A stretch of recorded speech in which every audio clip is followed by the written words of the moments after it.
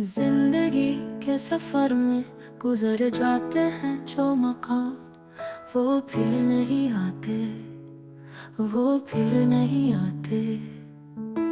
वक्त का बेबहार ये बहाव रुकना दुश्वार है, न जाने कब रुक पाए। फूल खिलते हैं, लोग मिलते हैं, रोशनी की करने कहीं तो, मगर पता नहीं चलता ये कब आए और ये कब जागे। जिंदगी की कहानी उन्हीं लिखी जाती है, ख्वाबों की दुनिया हर लम्हे ढलती जाती है।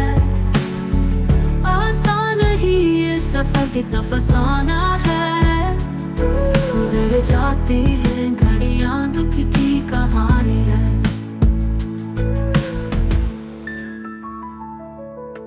एक बार वक्त से लम्हा गिरा कहीं, वहाँ दास्तान मिली लम्हा कहीं।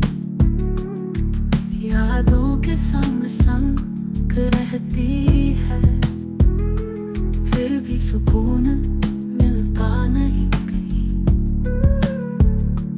गम खुशी साथ साथ चलते हैं, पल पल में तब्दीली रहती है, पर कोई भी लम्हा न लौट सके। यूं ही जिंदगी का सफर बढ़ता है, जिंदगी की कहानी उन्हीं लिखी जाती है,